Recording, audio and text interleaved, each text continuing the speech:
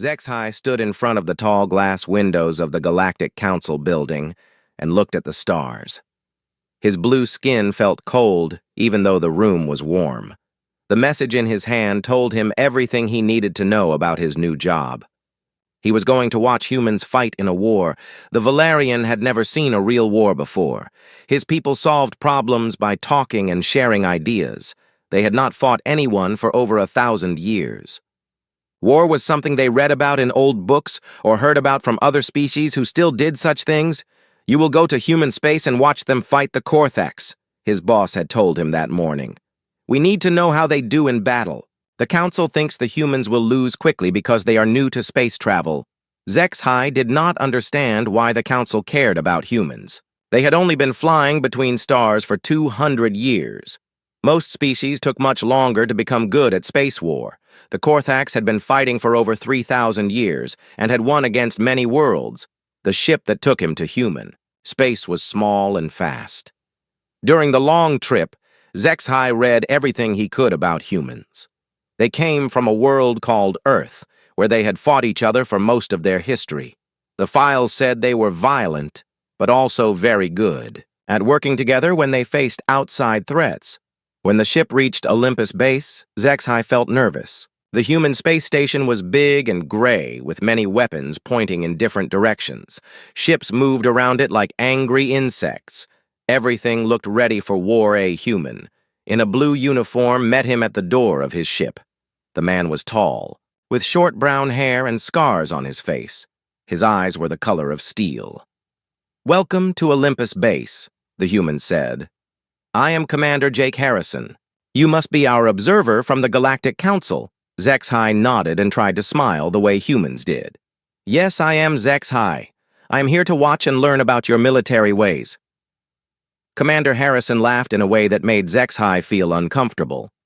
It was not a happy laugh. "Military ways? That is a nice way to say it. Come on, I will show you around." As they walked through the station, Zexhai saw hundreds of humans working. They moved with purpose and speed. Some carried weapons that looked much different from what other species used. Others worked on computers that showed star maps and battle plans. "How many Korthax ships are coming?" Zexhai asked. "Our scouts say about 500 ships," Harrison replied. "Maybe more." "And how many ships do you have?" "About 150. Zexhai stopped walking. "But that means you are outnumbered by more than 3-1. Do you plan to retreat?" Harrison stopped and looked at the alien. His smile was sharp like a blade. "Retreat? No, we do not retreat. We have something better than numbers." "What do you have?" "We have humans." They continued walking until they reached a large room full of people working at computer screens. A woman, with red hair and green eyes, walked up to them. She wore the same blue uniform as Harrison, but with different marks on her shoulders. "This is Lieutenant Amy Rodriguez," Harrison said. "She will tell you about our tactical situation." Amy looked at Zexhai with curious eyes. "So you are here to watch us fight.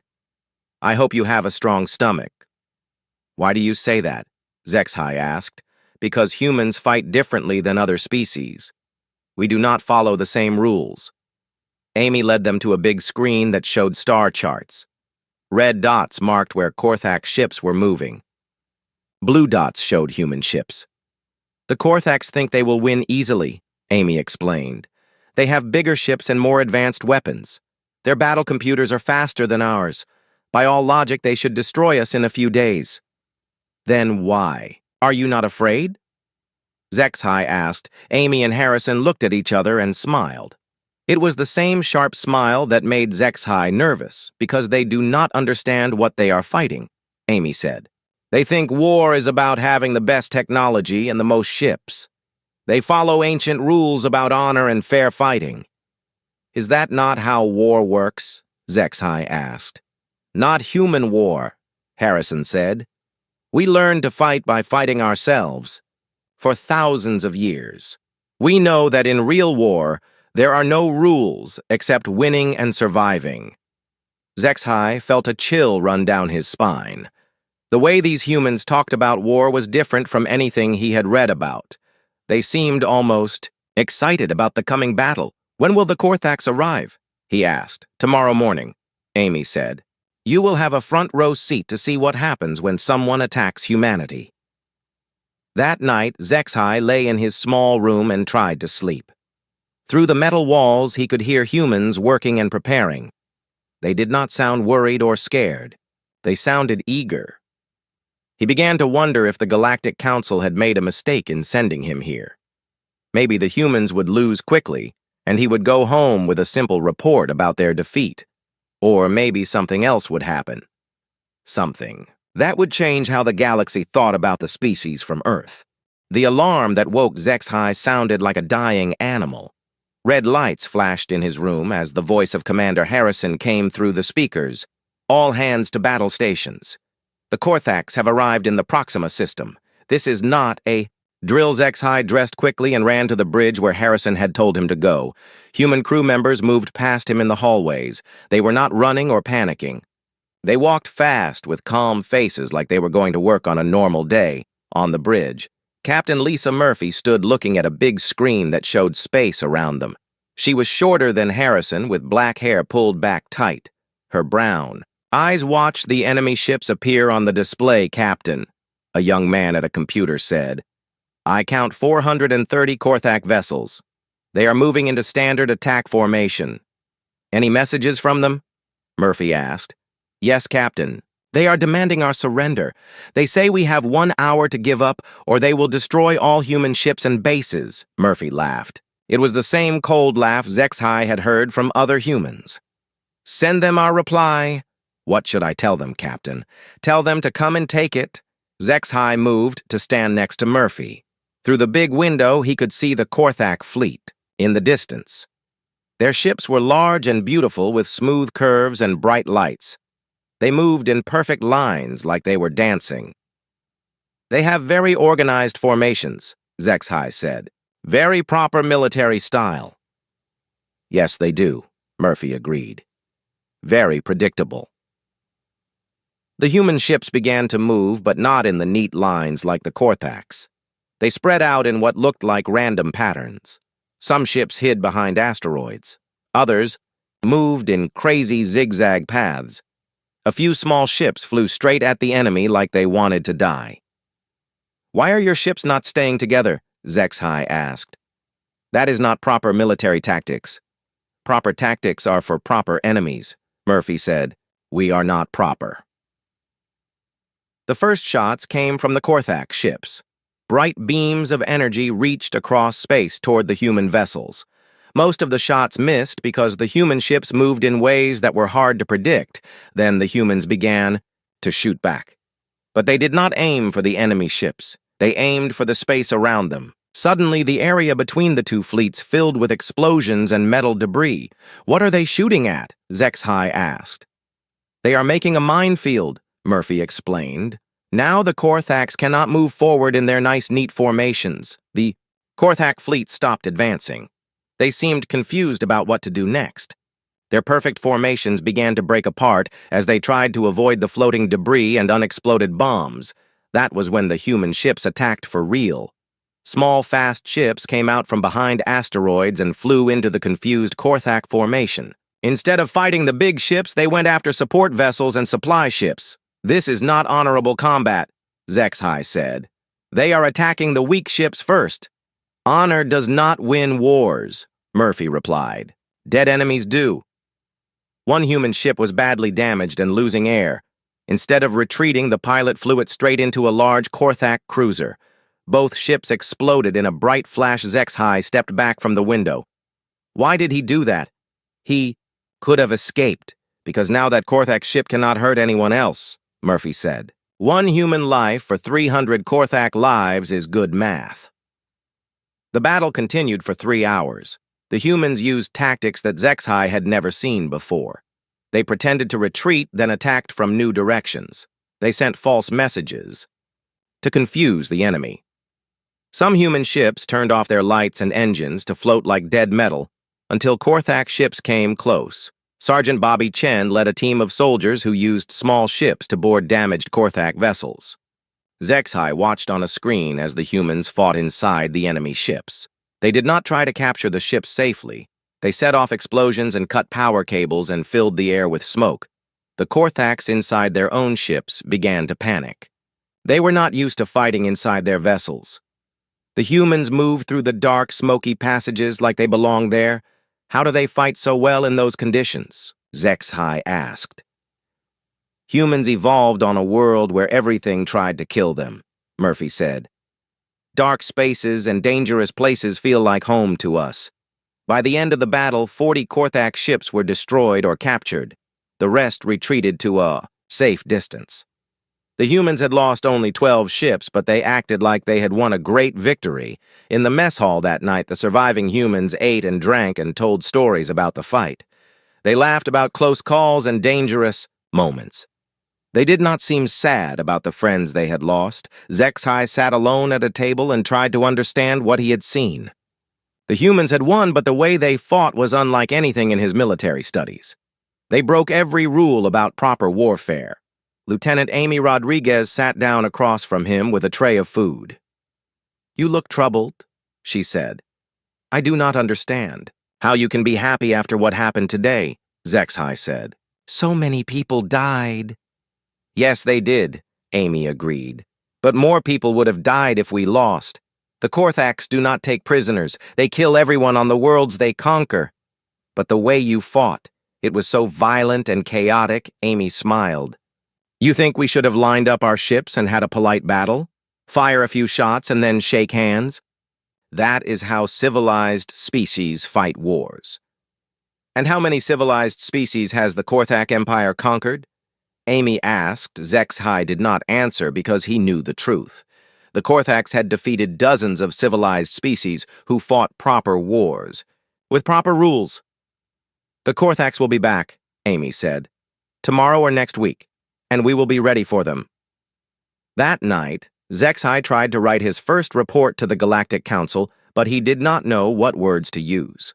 3 days after the first battle, the Korthax came back with more ships and a new plan. This time, they did not attack the human military bases. They went straight to New Geneva, a peaceful colony world where humans grew food and raised families. Zexhai traveled to the planet's surface with Colonel Ryan Torres and Major Kate Sullivan. The transport ship shook as Korthax fighters shot at them during the landing. Through the small windows, Zexhai could see the colony burning in several places. "Why? Are they attacking civilians?" he asked Colonel Torres. "Because they learned that humans fight harder when someone hurts our families," Torres replied. "They think if they threaten our people, we will surrender to save them." "Will you surrender?" Zexhai asked. Torres and Sullivan looked at each other with those sharp smiles again. "They really do not understand humans, do they?" Sullivan said. The transport landed near the main town. As they walked through the streets, Zexhai expected to see frightened people hiding in their homes. Instead, he saw something that made his skin turn pale blue. The humans were preparing for war. An old man with white hair was teaching children how to make bombs from kitchen supplies. A woman who looked like a teacher was showing teenagers how to shoot rifles. Even elderly humans were filling bottles with chemicals that would burn. "These are civilians," Zexhai said. "They should not know how to do these things." "All humans know how to fight," Torres explained. "We teach our children about war the same way we teach them about reading and math." They walked to the town center where Danny Murphy was giving instructions to a group of people. He was young with friendly eyes, but his hands moved quickly as he showed them how to wire explosives. "Danny was a school teacher before today," Sullivan said. "He taught history to 8-year-old children." "How does a teacher know about bombs?" Zexhai asked. "Because human history is mostly about war," Danny said when he heard the question. "I spent years studying how humans fought each other. Now I get to use that knowledge for real." A loud noise made everyone look up. Korthax dropships were landing at the edge of town. Soldiers in heavy armor began marching toward the center. "Everyone knows what to do," Torres called out. "Make them pay for every step." The humans scattered like leaves in the wind, but they did not run away. They moved to hiding places they had prepared. Rooftops and basements and underground tunnels all became fighting positions. The Korthak soldiers advanced in neat formations. They expected the humans to either surrender or fight them face to face like proper armies. Instead, the humans began a type of fighting that made HFY sick to watch. A Korthak squad walked past a normal-looking house. Suddenly, the building exploded and buried them in burning wood and metal. The explosion was triggered by an old woman who watched from across the street. "She killed herself to stop them," HFY said. "No," Torres corrected. "She lived just long enough to see them die first." The fighting continued all day and into the night. The humans did not try to hold ground or protect buildings. They let the Korthaks take empty streets and broken houses while they attacked from shadows and sewers. Dr. Helen Carter worked in a basement hospital treating wounded fighters. Her hands were covered in blood, but she never stopped working. Between patients, she would grab a rifle and shoot at Korthaks through broken windows. "You are a doctor," HFY said to her. "You are supposed to save lives, not take them." "I am saving lives," she replied while bandaging a young soldier. "Every Korthak I kill is someone who cannot hurt my patients." Near the school, a single human soldier held a position against 30 Korthak troops. Private Alex Turner was barely 20 years old and had been shot twice, but he kept fighting. His rifle made sharp cracking sounds as he fired from behind an overturned truck. "Why does he not retreat?" HFY asked Major Sullivan. "Where would he retreat to?" she replied. "This is his home. Alex fought for 6 hours without help. Every time the Korthaks tried to advance, he would shoot them down. When his rifle ran out of bullets, he used a pistol. When the pistol was empty, he threw grenades. When human reinforcements finally arrived, they found Alex still alive behind his truck. He was covered in blood and could barely move. But he was loading a new clip into his weapon. How many more are coming?" Alex asked when he saw the other soldiers. "We drove them back for now," one of the reinforcements said. "Good," Alex replied. "I was running low on ammunition." By morning, the Korthaks had taken most of the town, but they had lost over half their soldiers. The humans had made them pay in blood for every building and every street, but the siege was not over. More Korthak ships landed and brought fresh troops. The humans who were left gathered in the town center and prepared for the final battle. "We cannot win," HFY said to Colonel Torres. "There are too many of them." "Winning and losing are not the only options," Torres replied. "There is also making sure they remember the cost." As the sun came up, the remaining humans took their positions. They had no heavy weapons left and very little ammunition. Most of them were wounded and tired. But none of them talked about surrender. HFY realized something that made his chest feel tight. These humans were not fighting to win anymore. They were fighting to make sure the Korthaks would think twice before attacking another human world. The final assault began with Korthak aircraft bombing the town center. Then their soldiers advanced in overwhelming numbers. The humans fought them in the streets and in the buildings and in the rubble of their destroyed homes. They fought until they could not fight anymore. And when the battle was finally over, Korthaks stood among the ruins of New Geneva, with less than a quarter of their original force still alive. HFY looked at the destruction around him and tried to understand what he had witnessed. The humans had lost the battle, but somehow it did not feel like a defeat. The rescue ships arrived 2 days after the battle for New Geneva ended. HFY stood among the ruins and watched human soldiers search through the broken buildings for survivors. They moved carefully but quickly, knowing that every minute mattered. Commander Jake Harrison walked through the destroyed town center with a look on his face that HFY had never seen before. It was not anger or sadness. It was something colder and more dangerous. "How many did we lose?" Harrison asked Major Kate Sullivan. 340 civilians dead. 112 military personnel killed in action. About 50 wounded who might live if we get them to medical ships soon. Harrison nodded slowly. "And the Korthaks?" "Over 2,000 dead. Maybe 300 left alive, and most of those are too wounded to fight again." HFY listened to these numbers and felt confused. "But you lost the planet. How can you talk about this like a victory?" Harrison turned to look at the alien observer. His steel gray eyes seemed to look right through him. Because now, every Korthak commander knows what it costs to attack human civilians. They took this world, but they paid a price that will make them think twice about taking another one. As they walked through the ruins, Harrison began to explain something that made HFY understand humans in a new and frightening way. People have been fighting wars for 10,000 years, Harrison said. We fought each other with sticks and stones, then with swords and spears, then with guns and bombs and weapons that could destroy entire cities. Every type of war you can imagine we have already fought among ourselves. Why did you fight so much? HFY asked. Because Earth is a hard world that makes hard people. Our planet tried to kill us with diseases and disasters and dangerous animals. When we finally conquered our world, we started fighting each other for the resources we needed to survive.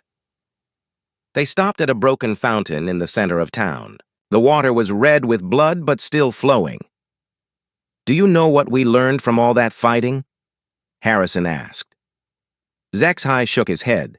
We learned that there are no rules in real war except the ones you make for yourself. We learned that honor and fairness are luxuries you can only afford if you are strong enough to enforce them. Most importantly, we learned that the only way to stop an enemy who wants to destroy you is to make them more afraid of fighting you than they are eager to win. A group of human medics ran past carrying stretchers with wounded soldiers. One of the wounded was Alex Turner, the young private who had held his position for 6 hours. He was awake and trying to sit up. Is the town secure? Alex asked as the medics carried him by. Yes, it is secure, Harrison told him. You did good, kid. Dr. Patricia Lee was working in a field hospital set up in what used to be the school. She had been operating on wounded soldiers for 14 hours straight, but her hands were still steady. Doctor, you need to rest. One of her assistants said, I will rest when everyone is patched up, she replied while working on a soldier who had lost his leg. These people fought for our home. The least I can do is fight to save their lives. HFY watched her work and realized something important. Humans did not just know how to destroy things, they also knew how to fix them and save them. The same species that could fight with such terrible violence also worked desperately to heal the damage that violence caused. Captain Steve Moore arrived, with reinforcements just as the Korthaks were preparing to attack another human settlement. His ships appeared at the edge of the system like angry hornets. The space battle that followed was different from the first one HFY had watched. This time the humans were not defending. They were hunting. All ships target their supply vessels. First, Moore ordered over the radio, cut off their food and fuel and ammunition. Make them choose between fighting and starving. The human ships moved through space like wolves chasing prey.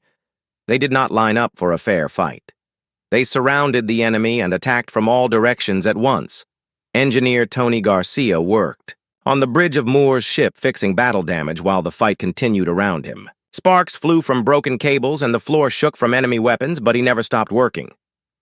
Why do you not retreat until the ship is repaired? HFY asked him. Because if this ship stops fighting, people die, Tony replied while connecting new wires. My job is to keep us in the fight no matter what. The battle lasted 8 hours. When it was over, most of the Korthak fleet was destroyed or scattered. The few ships that escaped were damaged and running low on supplies. That night on the command ship, HFY found himself alone with Commander Harrison in the mess hall.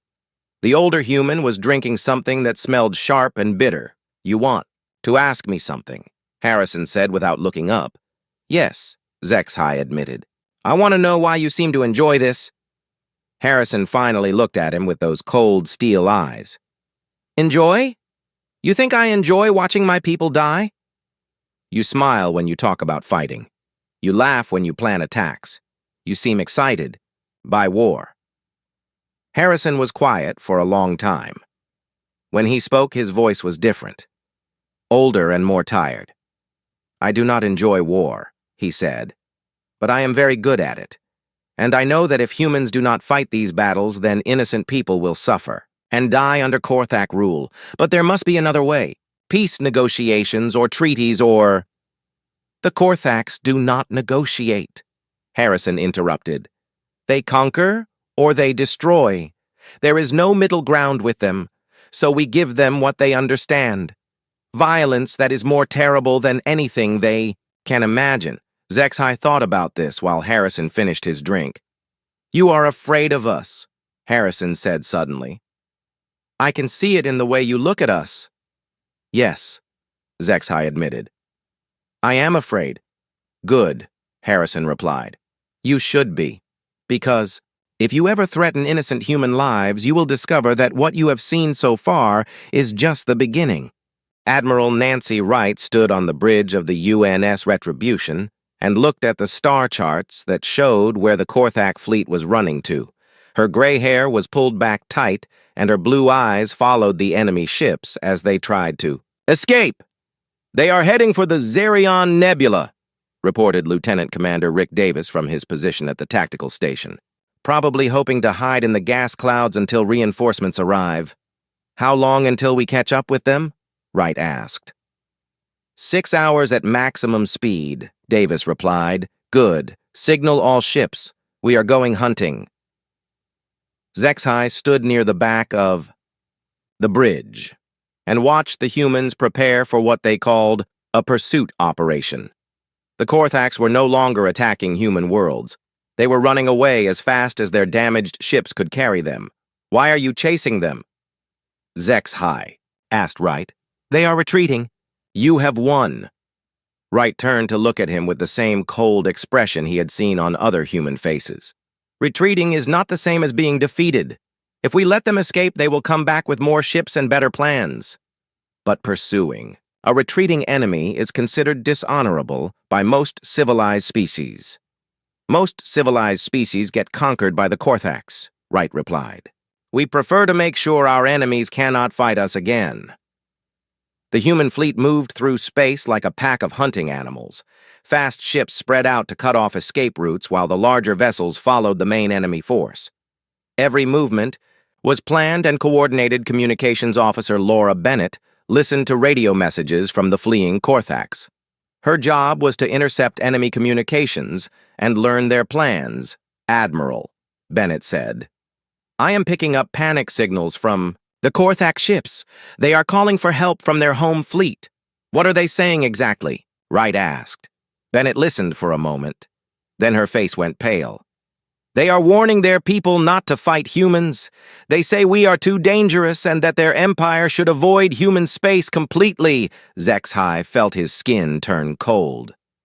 They are afraid of you. Yes, they are, Wright agreed. And they should be. The chase continued for 3 days.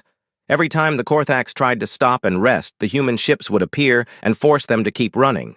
The enemy vessels began to break down from engine strain and lack of supplies. Lieutenant Commander Davis showed Zexhai how human tactical computers worked. The machines could predict where enemy ships would go based on their speed and fuel levels, and the decisions their commanders had made before. How can you know what they will do? Zexhai asked. Because we study our enemies, Davis explained.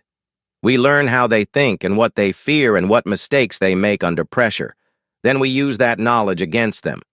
The computers showed diagrams of Korthak ship designs with notes about weak points and vulnerable systems. Every detail about enemy weapons and armor and tactics was recorded and analyzed. This is very thorough, Zexhai said. It has to be, Davis replied. In human military doctrine, we assume every battle might be our last one, so we prepare for everything. When the human fleet finally caught up with the Korthaks near the nebula, the enemy ships were spread out and disorganized. Some had engine problems and were falling behind. Others were running low on fuel and could barely maintain speed. All ships attack pattern Gamma, Wright ordered. Target their engines first. I want them alive to send a message back to their empire. The attack was swift and precise. Human ships appeared from multiple directions and disabled the Korthak vessels without destroying them. Within 2 hours, the entire enemy fleet was captured or dead in space. Zexhai watched from the bridge as human boarding parties took control of the enemy ships. The Korthak soldiers inside surrendered without fighting. They had given up hope. What will you do with the prisoners? Zexhai asked. We will question them about their military capabilities and then send them home, Wright replied. You will let them go? Of course. We want them to tell their people what happened here. Fear is a weapon too, and it works better when the enemy spreads it for us. In the days that followed, HFY watched the humans interrogate Korthak prisoners. The questioning was done by specialists who knew exactly what to ask and how to ask. Captain Sandra Clark was one of the interrogation officers. She sat across from a Korthak commander and spoke in a calm voice while asking about ship designs and battle plans. We are not going to hurt you, she told the prisoner. We just want information. Answer our questions and you can go home to your family. The Korthak commander was a large alien with thick armor plates covering his body, but his eyes showed fear when he looked at the human woman. You fought like demons, he said in broken human language. Your people have no honor, no rules. You fight to kill, not to win. Winning and killing are the same thing in war, Sandra replied. If you do not want to die, then do not start fights with humans. Pilot Frank Parker flew one of the ships that hunted down the last few Korthak vessels trying to escape. His small fighter could move faster than anything the enemy had. It is like hunting scared animals, he told HFY after returning from a mission. They run in straight lines and make mistakes because they are too frightened to think clearly. Does that not make you feel sorry for them? HFY asked. Frank thought about this for a moment. These same Korthaks burned civilian settlements and killed children. I save my sympathy for people who deserve it. The final count showed that the human fleet had destroyed or captured over 600 enemy ships. Less than 50 Korthaks escaped to carry news of their defeat back to their empire. This will end the war, Wright told her officers during a briefing. No empire can lose this many ships and continue fighting. They will have to make peace or face rebellion from their own people. HFY realized that the humans had not just won a battle or even a war. They had broken the Korthak Empire's ability to fight anyone for many years to come. That night, he tried to write another report to the Galactic Council, but every time he started writing, he would remember the fear in Korthak eyes or the cold efficiency of human tactics, and he would stop. How could he explain that humans did not just fight wars? They ended them. HFY sat in his small quarters on the transport ship that was taking him back to Galactic Council space. The war was over.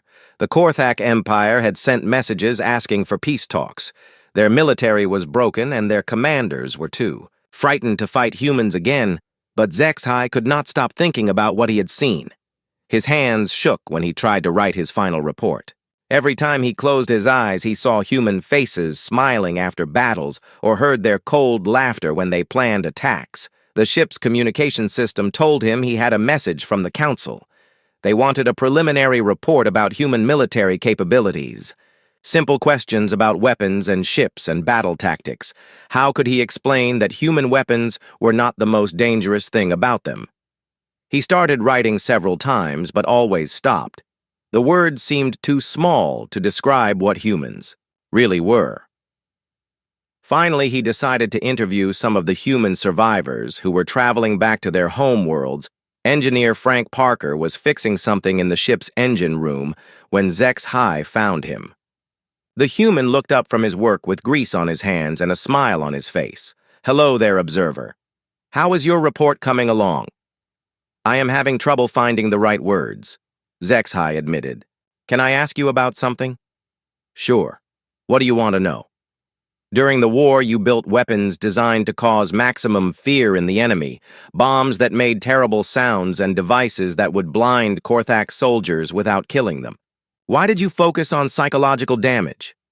Frank wiped his hands on a cloth and thought about the question. Because a scared enemy makes mistakes. A dead enemy just gets replaced by someone else. But an enemy who is afraid will tell others to stay away. That seems very calculated and cold. War is cold, Frank replied. We did not start this fight, but we made sure to finish it in a way that will prevent future fights. Pilot Sandra Clark was in the ship's small gym running on an exercise machine when HFY found her. Sweat covered her face, but she was smiling like she enjoyed the physical challenge. Can you explain something to me? HFY asked. During the space battles, you used ramming attacks even when other options existed. Your people died in those attacks. Sandra slowed down the machine and looked at him. Sometimes one life can save many lives. The pilot who rams his ship into an enemy cruiser prevents that cruiser from killing thousands of civilians. But does that not make you sad? To lose friends that way? Of course it makes us sad, but it also makes us proud. Those pilots chose to sacrifice themselves to protect others. That is the most human thing you can do. HFY interviewed more humans during the long trip home. Each conversation made him understand something new and disturbing about their nature. They did not fight wars to gain territory or resources. They fought to eliminate threats completely.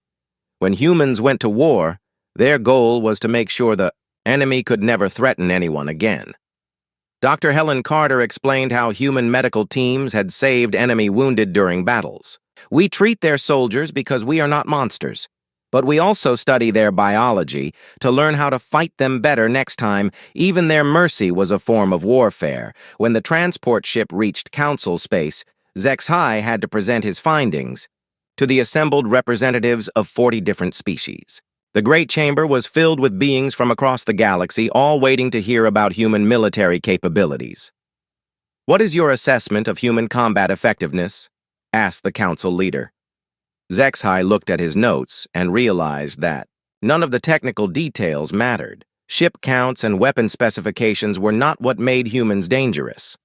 "Humans do not fight wars the way other species do," he began. "They fight extinction events. Every battle is treated as if the survival of their entire species depends on winning it." The council members made sounds of confusion and concern. "Please elaborate," the leader said. "Humans assume that any enemy who attacks them wants to destroy them completely. So they respond with tactics designed to destroy the enemy completely. They do not fight for territory or resources or political advantage. They fight to make sure the threat never exists again." "Are you saying they are more violent than other species?" HFY thought about this carefully. "No, many species are violent, but humans have turned violence into a science. They study it and practice it and perfect it the way other species study art or philosophy." "What do you recommend regarding human military capabilities?" This was the question HFY had dreaded most. He looked around the chamber at representatives. "From peaceful civilizations who had never seen real war, I recommend that we invite humans to join the Galactic Defense Force immediately. Not because we like them, but because we need them." The chamber erupted in surprised voices and angry arguments. "Why would we need such a violent species?" someone called out. "Because there are threats in this galaxy that peaceful species cannot handle," HFY replied. The Korthak Empire had conquered dozens of worlds before they met humans. Now they are asking for peace treaties. "But surely we can negotiate with hostile species. Some enemies cannot be negotiated with. They only understand strength. Humans provide that strength." The debate continued for hours, but eventually the council voted to offer humans membership in the Galactic Defense Force. The vote was unanimous, not because the council members liked humans, but because they understood what HFY had learned. In a galaxy full of potential threats, you want humans on your side, not against you. That night, HFY completed his personal log. With a final entry, "I was sent to observe humans at war, and I wish I had never gone. Not because they are evil or cruel, but because now I know what real war looks like. I know what it means to fight with no rules except survival. I know what it costs to face an enemy who wants to destroy everything you care about, the humans." Won their war against the Korthaks so completely that enemy species across the galaxy now speak of them in whispers. Some call them demons. Others call them saviors. Both descriptions are correct. My own people can sleep safely in their beds tonight because somewhere in space human ships are standing watch. They are ready to fight wars that peaceful species cannot imagine and willing to pay prices that civilized beings would never accept. I pray that we never give them a reason to fight us.